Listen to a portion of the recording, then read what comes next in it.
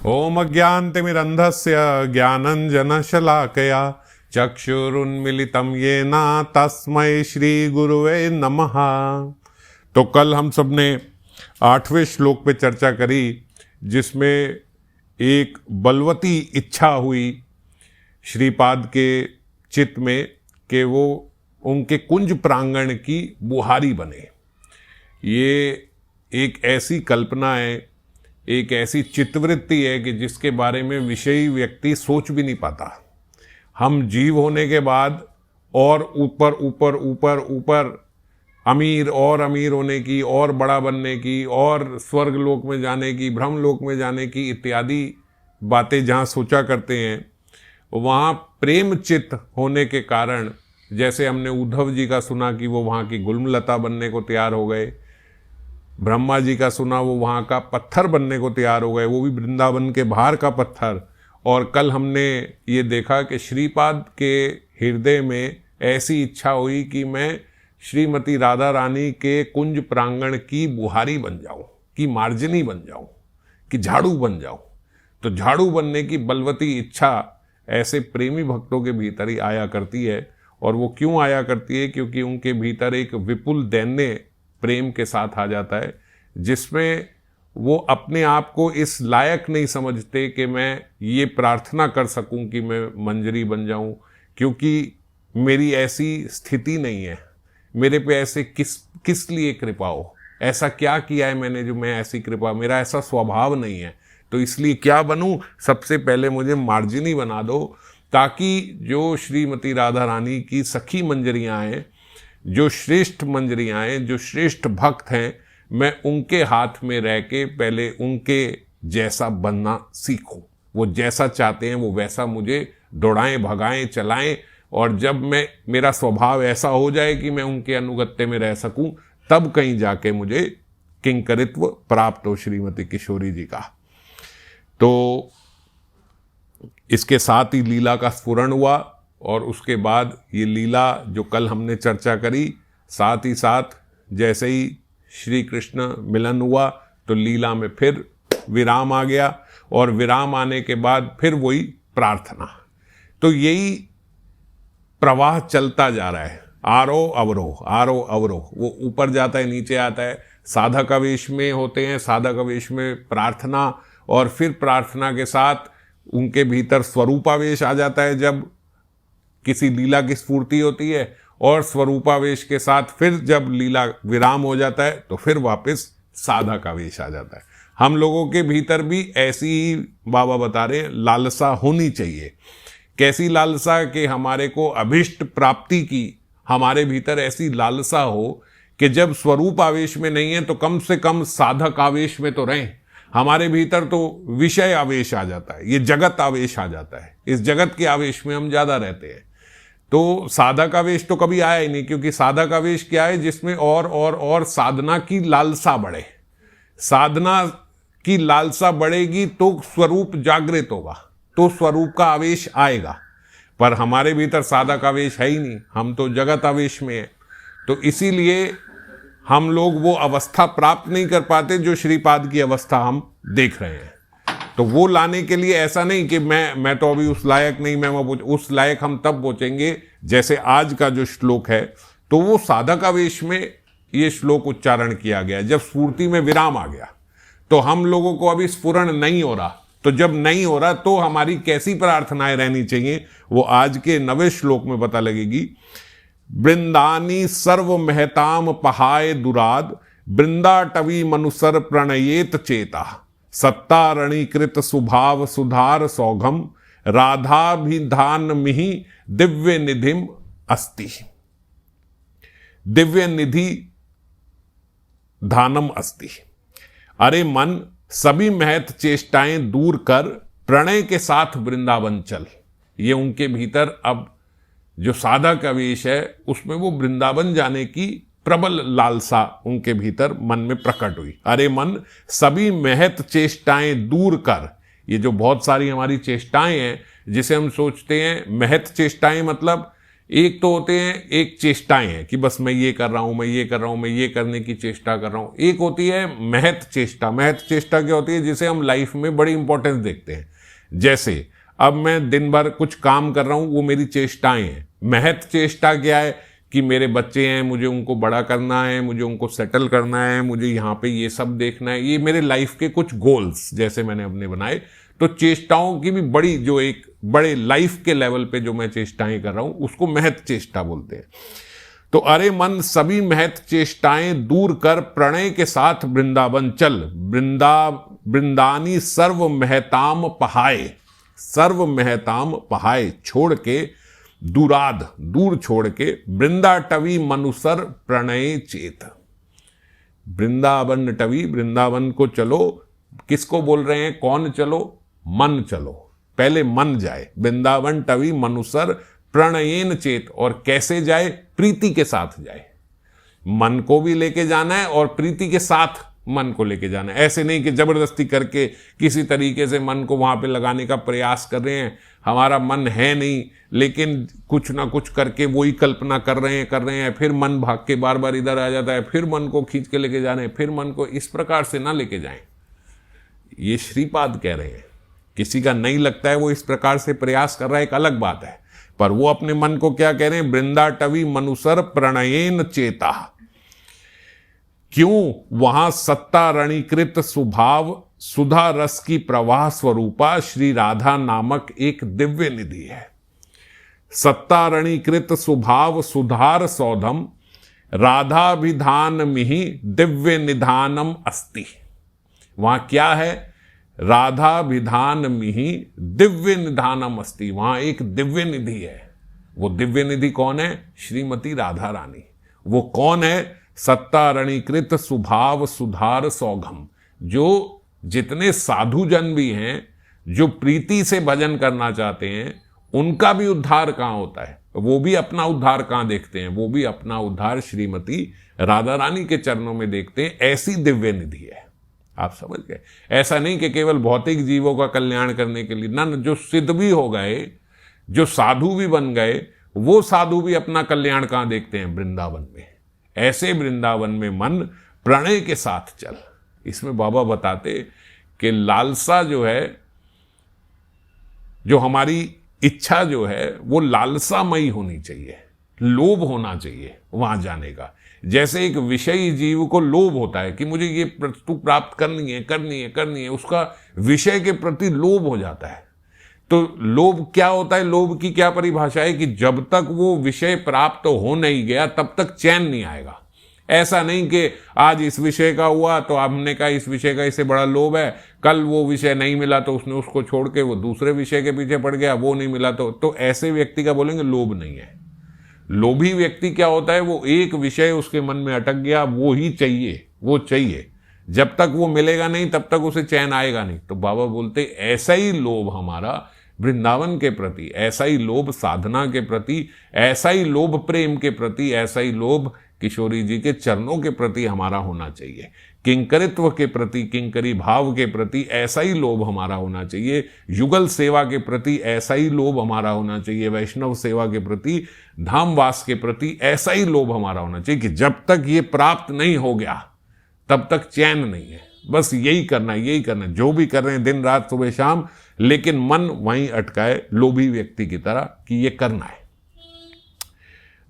उनकी मैं एक कथा सुन रहा था विनोद बाबा की, तो उन्होंने अपने प्रवचन में बोला विषय क्या है?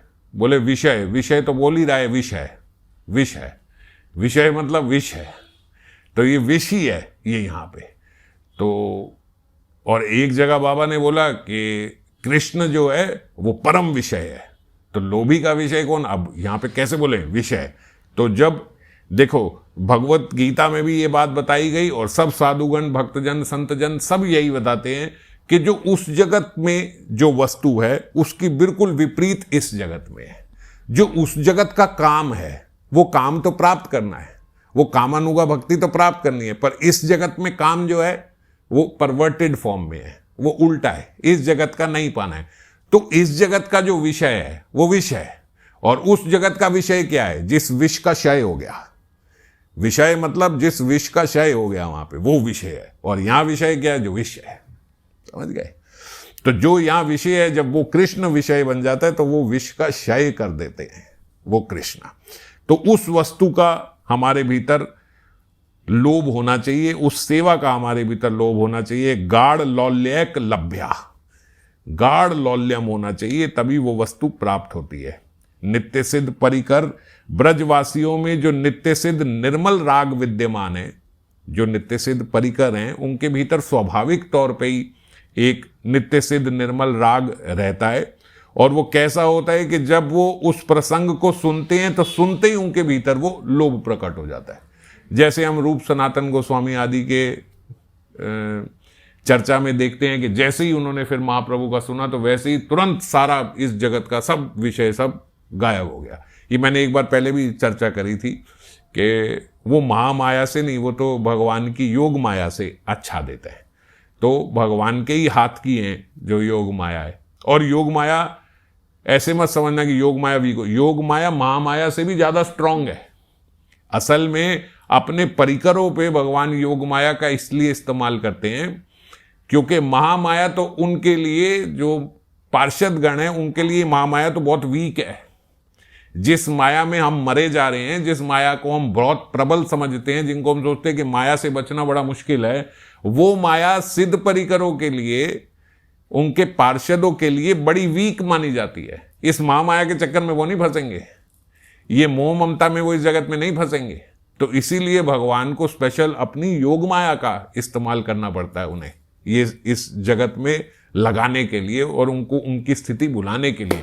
पर तब भी उनके भीतर हृदय में इतना लोभ, उसका संस्कार इतना गाढ़ा होता है कि जैसे ही कहीं वो चिंगारी एक दिख गई, जैसे ही कहीं वो विषय सामने आ गए भजन के, जैसे ही कहीं साधना की कोई वस्तु सामने आ गई, तो फिर वो योग माया भी कुछ नहीं कर पाती और उनका इसके प्रति गाढ़ लौल्यम प्रकट हो जाता है। तो ऐसे ही श्रीपाद का भी प्रकट हुआ, इसीलिए ऐसी लालसामयी प्रार्थना कर रहे हैं। निरंतर चित्त में यह बात हमारे भी रहनी चाहिए कि मुझे अभिष्ट की सेवा कब मिलेगी, ये लोभ हमारे भीतर होना चाहिए। ऐसी आरती उत्कंठा हमारे भीतर होनी चाहिए, क्योंकि यही राग भजन के प्राण है। ये राग भजन का प्राण क्या है कि हम राग भजन करेंगे, उसकी प्राण क्या है? उसके प्राण ऐसी उत्कंठा ही है, ऐसी आरती उत्कंठा की मुझे कब मिलेगी, मैं कब सेवा कर पाऊंगा, मुझे कब किंकरित्व प्राप्त होगा। इस प्रकार की प्रार्थनाएं हमारी होनी चाहिए। हमारी इस जगत को लेके प्रार्थनाएं होती हैं कि मैं ये कब बनूंगा, मुझे ये कब मिल जाएगा, मेरा ये कार्य कब हो जाएगा, मैं कब मेरा ये पास हो जाएगा, वो हो जाएगा। ये सब राग मार्गी भजन करने वालों की ये प्रार्थना नहीं है। उनकी भजन है मुझे कब सेवा प्राप्त होगी, मैं कब आपके निकट आ पाऊंगा, कब मेरा मन केवल वृंदावन में ही रहेगा, वो वहां से कभी बाहर नहीं आएगा। इस प्रकार की लालसामयी प्रार्थना होनी चाहिए। और इसी लालसामयी प्रार्थना से उन्होंने ये मांगा कि मैं कुंज प्रांगण की मार्जिनी बनना चाहती हूँ। फिर विपुल दैन्य के साथ सोचा कि मैं कैसे मार्जिनी भी बन जाऊँ, मैं कैसे पहुँचूँ, मैं कैसे वहाँ की मार्जिनी बन पाऊंगी। तो सरल रास्ता क्या है कि मैं ये सब कुछ त्याग कर, ये जितनी कर्म योग के रास्ते हैं, ज्ञान योग के नाना तीर्थ भ्रमण आदि जो ये हम करते हैं, सर्वजन विजानित महत चेष्टाओं को दूर रखकर, इन सब को दूर रखकर प्रणय के साथ मैं पहले वृंदावन पहुंचूं। अगर कुंज प्रांगण की मार्जिनी बननी है तो सबसे पहले उसके लिए बेसिक रिक्वायरमेंट क्या है कि मेरा मन सबसे पहले वृंदावन में जाए। ये शरीर चला गया और मन वृंदावन नहीं गया, उसका कोई विशेष लाभ नहीं है।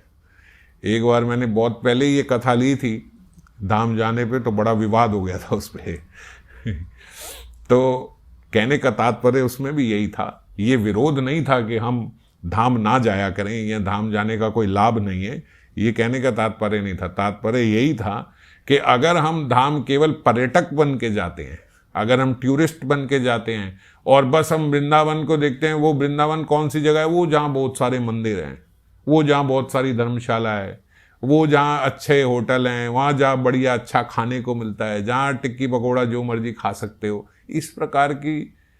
इस प्रकार की अगर भावना हमारे भीतर है, हमने भक्तमाल में पढ़ा है कितने सारे ऐसे भक्त थे जो जाके बांके बिहारी के दर्शन करते थे, तो बांके बिहारी ने स्वप्न में आगे कहा तुम्हारी अटेंडेंस नहीं लगी, तुम आए नहीं। तो महाराज हम तो सामने खड़े थे, ना तुम आए नहीं, अरे बिहारी जी आपके सबसे आगे हम खड़े थे। बोले तुम आए ही नहीं, मैंने देखा ही नहीं तुम्हें। बाद में भक्तों से पूछा, नामदेव से पूछा, उन्होंने बताया कि आपकी एब्सेंट इसलिए लग गई क्योंकि आपने तो सोचा था कि मैं वहां जाऊंगा तो वहां से वो तेज धार वाला चाकू भी लेके आऊंगा, तो बस आपके भीतर ये आ गया कि जाऊंगा तो वो भी ले आऊंगा, तो बस फिर चाकू ही लेने गए, आप ठाकुर जी के पास नहीं गए। और हमारी चेष्टाएं भी ऐसी ही होती हैं। हम सोचते हैं सैटरडे संडे चलो कहाँ जाएं, चलो कोई बात नहीं, चलो वृंदावन चलते हैं, 2 दिन हो जाते हैं, बच्चे भी घूम लेंगे, चलो अच्छा लगेगा। इस प्रकार का अगर भाव है, चलो मौसम अच्छा है चल लेते हैं वृंदावन चल लेते हैं, तो इस प्रकार का अगर भाव है तो वृंदावन में आपकी अभी अटेंडेंस नहीं लगी। तो श्रीपाद यहां बोल रहे हैं कि ये सब आदि कर्म योग ज्ञान योग आदि छोड़ के रे मन वृंदावन चल। तो श्रीपाद का राधानिष्ठ चित्त जो है वो केवल राधा रानी के धाम को ही जाना चाहता है और किसी धाम की और भी नहीं जाना चाहता।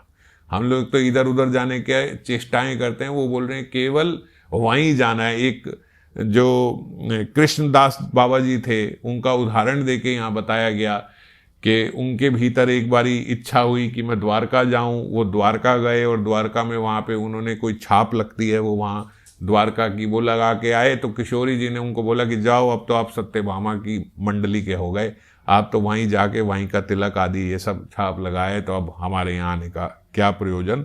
तो उन्होंने बाबा ने उसी ज्वाला में, उसी विरह की ज्वाला में अपना शरीर त्याग दिया कि किशोरी जी ने मुझे इस प्रकार बोला कि मैं सत्यभामा के वहाँ का हो गया। जबकि वो एक अलग कथा है, क्योंकि उन्हें पहले स्वप्नादेश भी हुआ था कि वो वहाँ ना जाएं, लेकिन बाबा को ऐसा लगा कि शायद वो उनके मन का भ्रम है, तो तब भी वो वहाँ चले गए।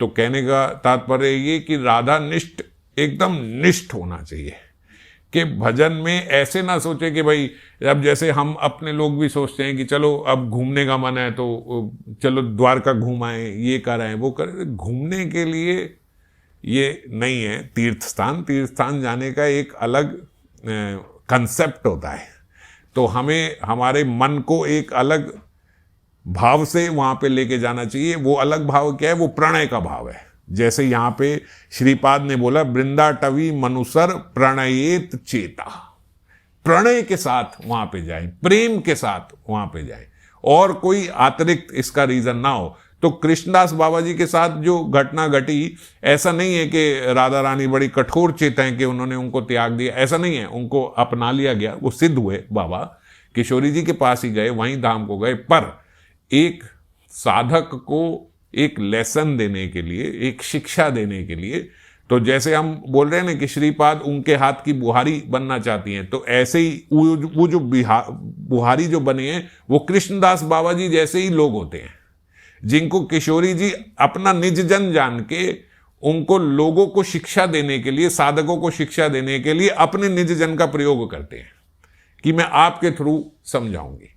जैसे हम गौर लीला में भी पढ़ा करते हैं कि छोटे हरिदास जी को महाप्रभु ने त्याग दिया था, तो क्योंकि वो एक स्त्री से जाके भिक्षा कर लाए थे, तो स्त्री संग का त्याग की शिक्षा देने के लिए कि स्त्री संग कितना खतरनाक है, ये शिक्षा देने के लिए उन्होंने छोटे हरिदास जी को त्याग दिया। छोटे हरिदास जी ने जाके अपना शरीर छोड़ दिया।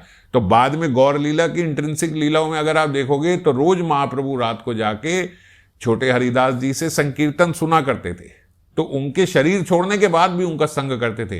कहने का तात्पर्य उनको ठुकराया नहीं, पर लोक शिक्षा के लिए ऐसा दिखाया कि स्त्री संग इतना खतरनाक है कि महाप्रभु ने कहा कि उसको मैं भी छोड़ दूंगा। तो वो किसके साथ ऐसा अभिनय कर सकते हैं जो बिल्कुल अपना निज जन हो, अपने निज जन को, कि अपने निज जन के साथ ये लीला करी और लोक शिक्षा एक दे दी, बाहर के व्यक्ति के साथ नहीं। इन्हें असल में बोला जाता है कि ये उनके हाथ की मार्जिनी बन गए, कि उन्होंने इन्हें अपनी लीला में इस्तेमाल किया, अपनी लीला में लोक शिक्षा देने के लिए जैसा वो चाहते थे वैसा उस कैरेक्टर को उन्होंने यूज किया।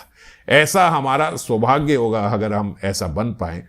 तो श्रीपाद अपनी अभीष्ट सिद्धि के लिए कौन सा साधन पथ पकड़ेंगे वो उन्होंने इस श्लोक में बताया। वृंदावन टवी प्रणयेन चेता, कि मैं वृंदावन को जाऊं और वहां पे अपने प्रीति के साथ, मन के साथ वहीं पे रहूं, या फिर मन को पहले वृंदावन लेके जाऊं, शरीर तो फिर चला जाएगा तो चला जाएगा। दो बातें हैं, एक शरीर चला गया मन नहीं गया, और एक मन वहीं पे लगा रहा लेकिन शरीर नहीं गया। तो मन वहां पे चला गया, ये बाबा हमें भी कई बार बताते थे कि अगर आपने सुबह स्मरण में, मैं कई भक्तों को ये बात अब तो लगभग सबको बताई हुई है कि आप सुबह माला करते समय अगर स्मरण में राधा कुंड का स्नान कर रहे हैं, परिक्रमा आदि कर रहे हैं, सब जा रहे हैं कर रहे हैं, तो आप समझ लीजिए आप वहां पे चले गए, आपकी वहां प्रेजेंट लग गई। और ये सिद्ध महात्मा हमारे गुरुदेव ने, बाबा ने ये बात मोहर लगा के बताई है कि अगर इस प्रकार से आप लोगों ने ये स्मरण किया तो रोज आपकी प्रेजेंट वहां लगेगी। आप एक तरीके से, जो रूप गोस्वामी का एक अंग है महत्वपूर्ण, कि 365 दिन ब्रज धाम में ही रहो, तो वो ब्रज धाम में ही रहा माना जाएगा अगर इस प्रकार से आप स्मरण करते हो तो। और कोई व्यक्ति वहां पे रहता है और उसका स्मरण यहीं कहीं दिल्ली बम्बई में लगा हुआ है कि इधर ये हो रहा है वो हो रहा है, और वहीं से वो अपना सारा काम संभाल रहा है, सुबह से लेकर शाम तक फोन पे लगा हुआ है, ये सब कार्य कर रहा है, तो उसकी वहां पे कोई प्रेजेंस का फायदा नहीं है, बल्कि खराब ही कर रहा है वो वहां का वातावरण भी वहां पे रह के। तो आइडियली बेस्ट कि आपका शरीर भी वहां रहे, आपका मन भी वहां रहे। पर अगर शरीर वहां नहीं रह सकता तो कम से कम मन आपका वहीं लगा रहे, आपकी लालसा बनी रहे वहां जाने की, ये भी इक्वली गुड है। पर अगर आप वहां चले गए और वहां से सारा कारोबार यहाँ का संभाल रहे और यहीं आपका लगा हुआ है, तो फिर कोई फायदा नहीं, बहुत शून्य हो गया फिर आपका वहां पे रहना। तो इसी प्रकार से ब्रज प्रेमियों का बताया गया कि जो प्रणय को लेके गए, श्रीपाद ने भी ऐसा ही सोचा कि मैं वहां जाऊंगा, वहां श्याम सुंदर की मोहन बंसी बज रही होगी। ये सब कल्पना कर रहे हैं कि मैं वृंदावन को गया और वृंदावन में वहां हाँ मोहन बंसी रब सुनाई दे रहा है। बंसी रब में क्या सुनाई दे रहा है? वो भगवत गीता का एक श्लोक उनकी बंसी से निकल रहा है, सर्वधर्मान परित्यज्य माम एकम शरणम व्रजा। अब जो उनका मूड है इस टाइम, वही उनको श्लोक भी बंसी रब में सुनाई दे रहा है। ये बाबा बताते कि देखो, जिनके हृदय साधना से निर्मल हो गए हैं वही इस बंसी की पुकार सुन सकते हैं। कृष्ण ने आधी रात को बंसी बजाई, पर केवल गोपी ही सुन पाई। क्यों? क्योंकि चित्त निर्मल उन्हीं का हो गया एकदम। जब पूर्ण रूप से लग गया तो इस फ्रीक्वेंसी में, आज साइंस ने इतनी तरक्की कर ली है कि वो ऐसी ऐसी फ्रीक्वेंसी में बजाते हैं कि कुछ चीजें इंसानों को सुनाई नहीं देती और चूहे इत्यादि भाग जाते हैं केवल साउंड फ्रीक्वेंसी से। तो ऐसी साउंड फ्रीक्वेंसी उन्होंने ढूंढ ली है, मच्छर भाग जाएंगे, चूहे भाग जाएंगे, पर आपको पता भी नहीं लगेगा कि कमरे में कोई आवाज हो रही है। मगर उनके कान में इतनी तेज आवाज आएगी वो रह नहीं सकते उस कमरे में। ऐसी साइंस ने तरक्की करी है। तो ये जो आज इन्होंने तरक्की करी है, ये साइंस ठाकुर जी के पास तब थी। वो ऐसी फ्रीक्वेंसी में बंसी बजाते थे कि इस लेवल का प्रणय तक को सुनाई नहीं देगा। जिसका इस लेवल का प्रणय बस उतना ही सुन पाएंगे, नीचे वाले नहीं सुन पाएंगे। तो जो बंसी बजाई केवल गोपियों को ही समझ आई। और गोपियों को कैसी समझ आई? और महाराज हाई फ्रीक्वेंसी। और हाई फ्रीक्वेंसी में क्या है कि जो जो गोपी है उसका वो नाम सुनाई दे रहा है उसको, कि बंसी में मेरा नाम आ रहा है, मुझे बुलाया ए ललिते, ए विशाखे, ए चित्रा, इंदुलेखा, ए रूप, ए रति। जो जो नाम सुनाई दे रहा है वो गोपियां आ रही हैं। ये स्टाइल है बंसी बजाने का। हमारे जैसा नहीं कि पूपी पूपी बजाई, वैसे ये हर व्यक्ति सुन के कान पकड़ के बैठा है। ऐसी बंसी रब नहीं। बंसी रब बनाई एक अलग फ्रीक्वेंसी में बजाई, एक अलग उसमें कि वो भी नाम नाम नाम अपने अपने सुन पा रहे हैं उसमें। इस प्रकार की बंसी सच में बजती थी। ये कोई मनोकल्पना नहीं है, ये लिखा हुआ है हमारे गोस्वामी पाद में कि इस प्रकार की बंसी बजती थी। पर ये कौन सुन सकता है? जिनके चित्त साधना से निर्मल हो गए। जिनके चित्त निर्मल नहीं है वो इस फ्रीक्वेंसी को कैच नहीं कर पाएंगे। और कौन कौन आगे भी पीछे भी हमने देखा कि कितने बिल्वामंगल ठाकुर भी इसी प्रकार से निकल गए ब्रज को। जयदेव गोस्वामी इसी प्रकार से गए, विद्यापति, चंडीदास, रूप गोस्वामी, सनातन गोस्वामी सब निकले। और आज तो बड़ा पावन दिवस है, नरोत्तम दास ठाकुर जी का तिरोभाव दिवस है। हमारे नरोत्तम दास ठाकुर जी भी इसी प्रकार से निकले, बस ब्रज को निकल गए, फिर पीछे मुड़ के नहीं देखा। और कौन है नरोत्तम दास ठाकुर जी? महाप्रभु के साक्षात प्रेम का स्वरूप है। महाप्रभु जब नरोत्तम दास ठाकुर आए नहीं थे तभी खेतुरी ग्राम में, जहां उनका जन्म स्थान है नरोत्तम दास ठाकुर जी का, वहां खेतरी धाम में गंगा की एक नदी, एक प्रवाह गंगा का ही वहां पे बह रहा है। और वो उस नदी के समक्ष वहां पे जाके जोर जोर के महाप्रभु रुदन करने लगे और नरोत्तम नरोत्तम नरोत्तम नरोत्तम कह के जोर जोर से चित्कार करने लगे, रोने लगे। जितने पार्षदगण थे उन सबने बोला, भाई नरोत्तम कौन है हमारे इसमें? यहां तो महाप्रभु का कहने का तात्पर्य कि जो नरों में उत्तम हो, पर नरों में उत्तम कौन है? नरों में उत्तम तो ये साक्षात खुद है महाप्रभु। तो ये किसको पुकार रहे हैं? अरे किसको नरों में उत्तम बोल रहे हैं? सब में हड़बड़ी मच गई, कौन किसको पुकार के इतनी तेज तेज रो रहे हैं? गौर लीला में हम लोग सुन ही रहे हैं कि अब जो जो आने वाला होता है लीला में भगवान उसी का आह्वान करने के लिए उसको याद करके भगवान रुदन करते हैं, या यूं कहो कि भगवान के अश्रु निकल जाते हैं उनके विरह में। तो नरोत्तम नरोत्तम कह के पुकारे तो सब भक्तजन आए, पूछा महाप्रभु आप किसका नाम पुकार कर रो रहे हैं? रोते रोते रोते कविराज गोस्वामी जी ने एक जगह लिखा, रोते रोते नुरु नुरु नुरु नुरु करके इस प्रकार रोने लगे। तो उन्होंने बोला ये कौन नुरु है, कौन नरोत्तम है? तो महाप्रभु ने बताया कि अभी वो आए ही नहीं, उनका जन्म ही नहीं हुआ, उनका जन्म होगा नरोत्तम का, वो यहीं आएंगे। बहुत अच्छे भक्त, बहुत सुंदर भक्त, बहुत प्रिय भक्त है मेरे जब वो आएंगे, पर विडंबना ऐसी है कि मैं उनसे कभी मिल नहीं पाऊंगा। जब वो आएंगे तब तक हमारी लीला समाप्त हो गई होगी, पर बहुत उत्तम भक्त है नरोत्तम। और ये कहने के बाद बोलते महाप्रभु वो गंगा नदी का जो प्रवाह था उस गंगा नदी में उतरे और गंगा को बोला, देखो मेरा जो ये प्रेम है ये और कोई वहन नहीं कर पाएगा, तुम संभाल सकती हो मेरे इस प्रेम को। तो मैं ये अपना जितना प्रेम है, जो उनका भाव था, जो कृष्ण प्रेम था, बोलते जितना मेरा प्रेम है ये सब तुम रख लो, और जब नरोत्तम आए और यहाँ पे स्नान करेगा तो उस नरोत्तम को ये सारा प्रेम दे देना। बोलते जब नरोत्तम का जन्म हुआ तो नरोत्तम एकदम काले थे, बिल्कुल काले व्यक्ति जैसे होते हैं। और जब उन्होंने उस नदी में आके स्नान किया तो बोलते जैसे ही उन्होंने स्नान किया और बाहर निकले तो एकदम सुनहरे वर्ण के हो गए नरोत्तम। वो प्रेम प्राप्त हो गया और जोर जोर की हरि बोल हरि बोल हरि बोल करके नृत्य करने लगे। और उसके बाद उस प्रणय के साथ रुके नहीं, वो वृंदावन को चले गए। और जब वृंदावन भाग के आए तो पता लगा कि महाप्रभु की लीला समाप्त हो गई। इधर गए पता लगा रूप गोस्वामी चले गए, सनातन गोस्वामी चले गए, सब चले गए। बड़ी हृदय में बहुत वेदना हुई। उन्होंने सोचा मैं जाके अपना शरीर छोड़ दूंगा। स्वप्नादेश हुआ नरोत्तम दास ठाकुर जी को। जब इस प्रकार की हृदय में लालसा जगती है, लोभ जगता है, प्रणय के साथ आते हैं, तो भगवान या गुरुदेव स्वप्न में आ ही जाते हैं। कहीं नहीं होंगे तो स्वप्नादेश हो जाएगा, वो स्वप्न में आके दर्शन देंगे। और महाप्रभु आए स्वप्न में और नरोत्तम को बोला कि तुम्हारे द्वारा मेरे बहुत बड़े बड़े कार्य सिद्ध होने हैं। आप शरीर छोड़ने का, शरीर त्यागने का मत सोचो, मैं आपके साथ ही हूं। जब स्वप्न में दर्शन किए तो बड़ी तसल्ली हुई कि मेरे साथ ही हैं महाप्रभु। फिर ढूंढने लगे कि कौन महाप्रभु का कृपा पात्र इस समय वृंदावन में है। पता लगा लोकनाथ गोस्वामी महाराज जो हैं वो महाप्रभु के कृपा पात्र यहीं पे है। उनको ढूंढा, पता लगाया वो यहाँ पे है। उनसे जाके प्रार्थना करी कि आप मुझे दीक्षा दे दीजिए। लोकनाथ महाराज जी ने कहा महाराज हम इस लायक ही नहीं है, हम किसी को दीक्षा दे सके, हम गुरु बन सके। अरे मेरी तो अपनी गति ऐसी नहीं है, मैं किसको दीक्षा दूंगा, मैं तो भक्ति नहीं हूँ। उनके भीतर अपनी बड़ी ऐसी हृदय की अवस्था थी कि वो अपने आप को सक्षम ही नहीं समझते थे कि मैं ये गुरुत्व का भार सह सकता हूं। वो तो अपने ही दीन भाव में थे। दैन्यता के साथ लोकनाथ गोस्वामी ने मना कर दिया कि मैं इस लायक नहीं हूं। नरोत्तम दास ठाकुर ने पीछा नहीं छोड़ा। उन्होंने कहा महाराज महाप्रभु का कृपा पात्र कोई मिला है, हम तो छोड़ेंगे नहीं।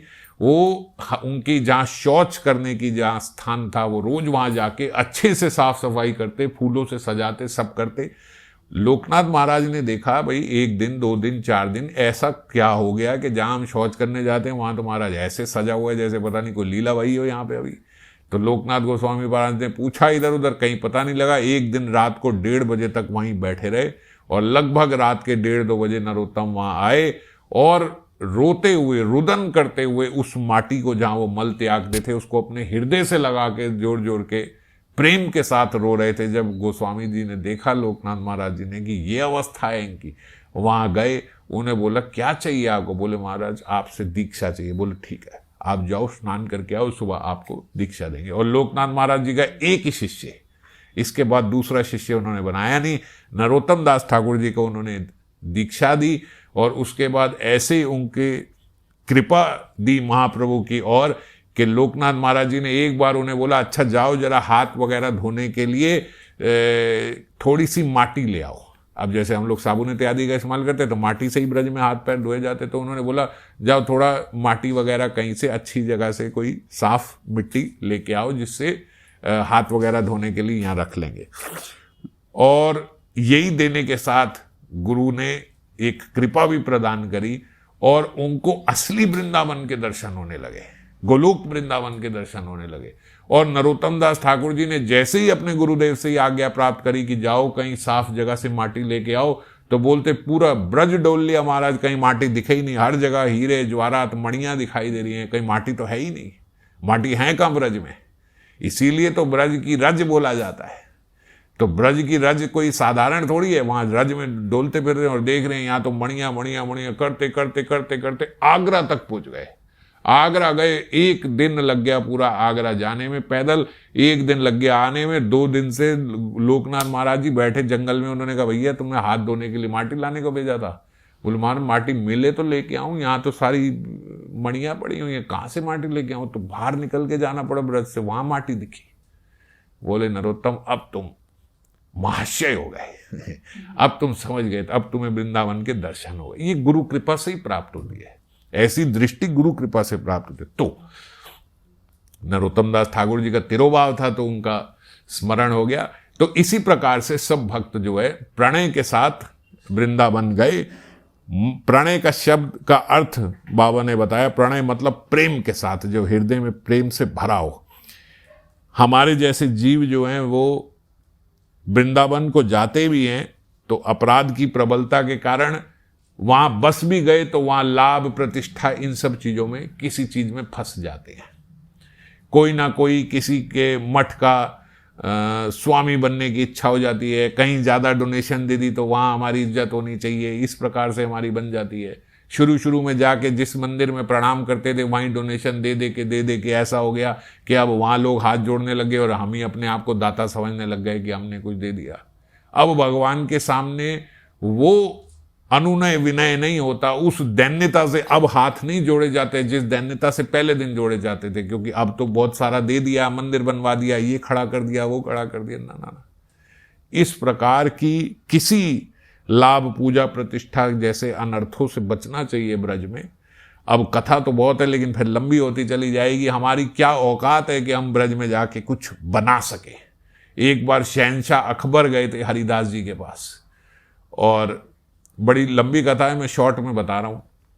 हरिदास जी को बोला महाराज बड़ा पसंद आया आपका गीत, बताओ आप कोई सेवा बताओ, कोई सेवा बताओ, कोई सेवा। महाराज तुम जाओ जाके ये बंदरों को चने खिलाओ, बस यही सेवा हो जाएगी, ब्रज के बानरों को चने खिलाओ।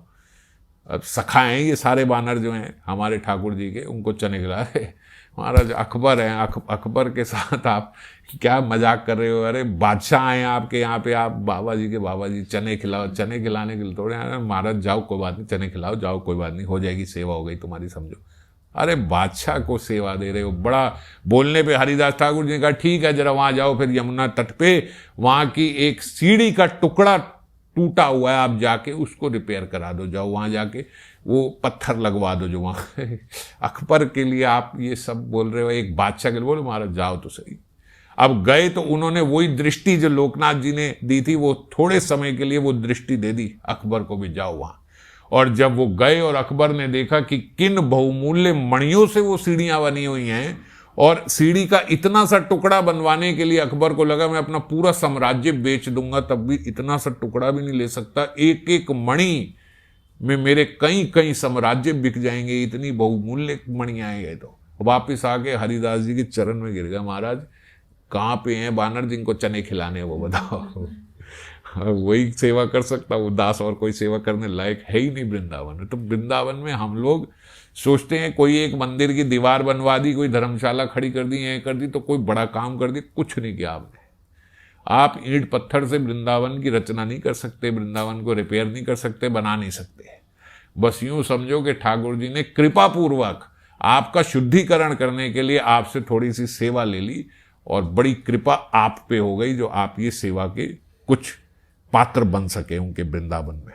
तो सर्व महताम पहाए, ये सारे महत चीजें छोड़ के हम पता नहीं किन किन जीवों का संग करते हैं। और यहां पे तो ये बोल रहे हैं कि ज्ञानियों का संग भी छोड़ के, कर्मकांडियों का संग भी छोड़ के, ऐसे भक्तों का छोड़ के जिनके भीतर राग भजन की लालसा नहीं है, ऐसों का भी संग त्याग देना चाहिए।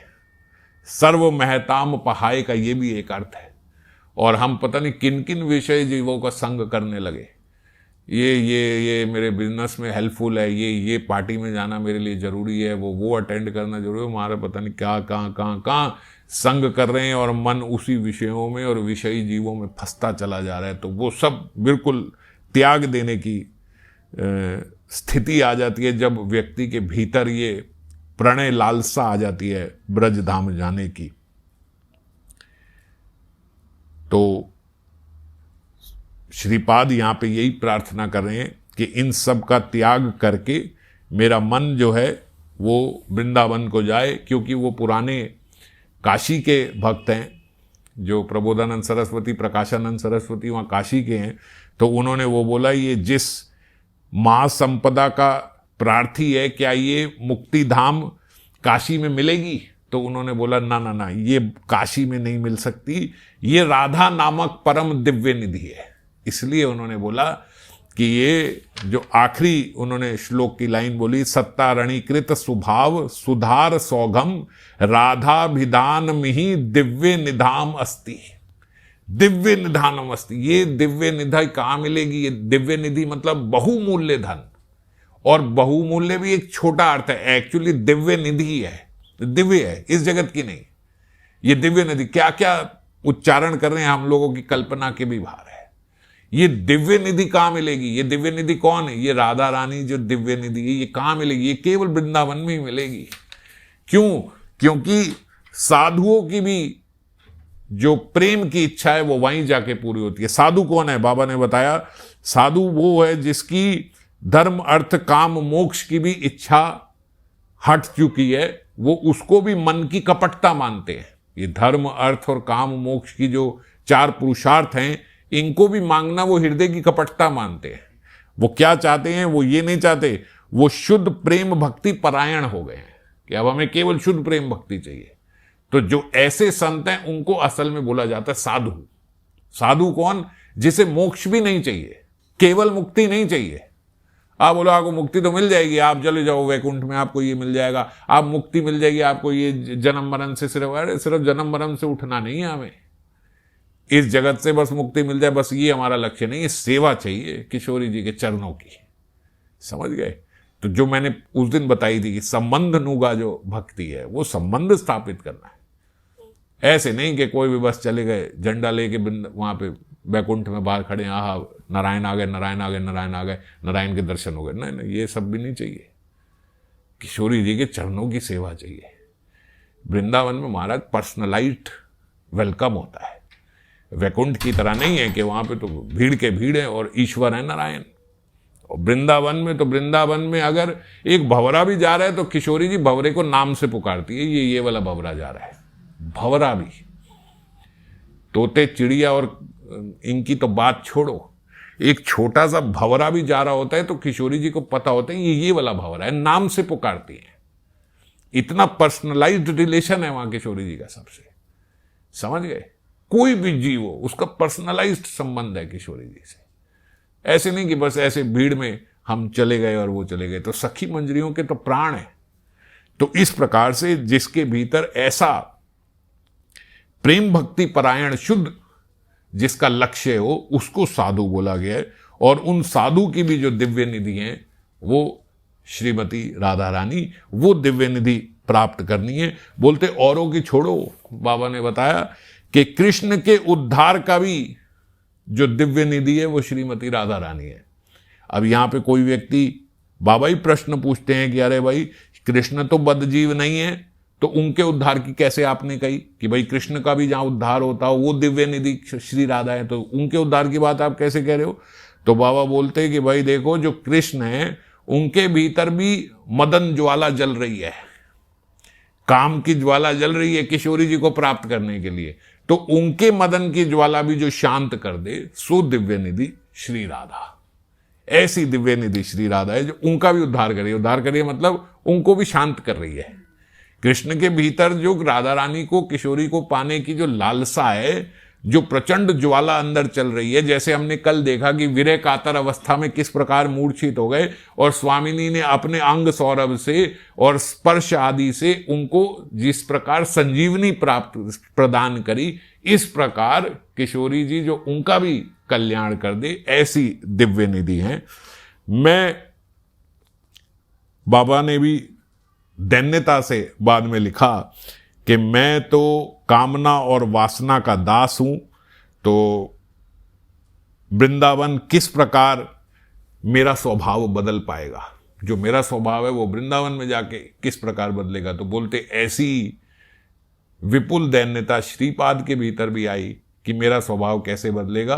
तो उन्होंने बोला वहां राधा नाम की दिव्य निधि है, वो उनके केवल दर्शन से मेरे को भक्ति प्राप्त हो जाएगी। मेरे जैसे जीव का चाहे स्वभाव खराब हो, चाहे मेरा कुभाव हो, स्वभाव जो है वो बिल्कुल दूषित हो, पर जो राधा नाम की दिव्य निधि है, अरे कहीं और कोई जीव नहीं, बस मैं मार्जिनी बन के वहां पे पहुंच जाऊं। जब मार्जिनी झाड़ू बुहारी बन के भी वहां पहुंच गया, उस बुहारी से भी जब किशोरी जी के चरणों की रज का भी स्पर्श हो जाएगा तो मेरा स्वभाव अपने आप बदल जाएगा और मेरे मन में भी प्रणय आ जाएगा, प्रेम आ जाएगा और मैं किशोरी जी के चरणों की सेवा के लायक बन जाऊंगा। तो इस प्रार्थना के साथ आज का ये श्लोक खत्म हो, कल फिर अगले श्लोक पे चर्चा करेंगे।